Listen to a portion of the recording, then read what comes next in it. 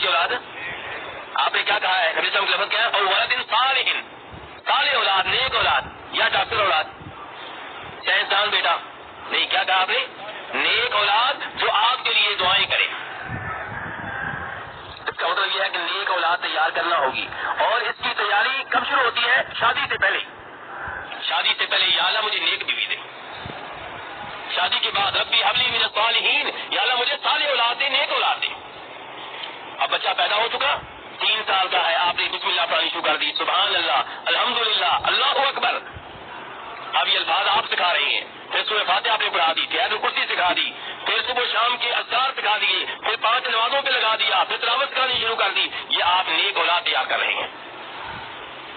Doctor بنائیں کوئی اعتراض نہیں، سائنسدان بنائیں کوئی اعتراض نہیں، لیکن وہ ڈاکٹر جو شریعت پہ عمل کرنے والا ہو، وہ سائنسدان جو شریعت پہ عمل کرنے والا ہو، جو نیک ہو، پکا نمازی ہو، توحید پہ ہو، شرک و بدعات سے دور رہنے والا ہو، تو یہ نیک اولاد جو ہے یہ آپ کے لیے دعائیں کرے گی، تو آپ کو قبر میں جانے کے بعد بھی فائدہ ہوتا رہے گا۔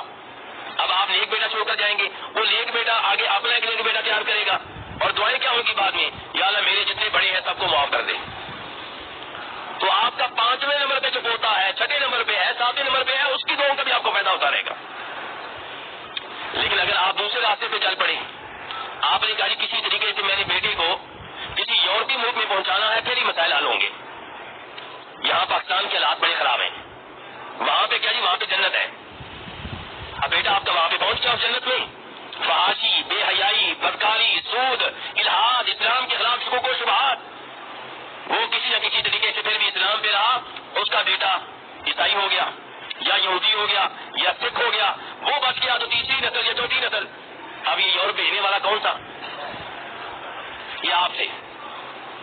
یہ غلط بنیاد رکھنے والے کون تھے؟ آپ نے اپنے بیٹے کو دینی ماحول سے نکال کر، مسلمانوں کے ماحول سے نکال کر کافروں کے ماحول میں پہنچایا۔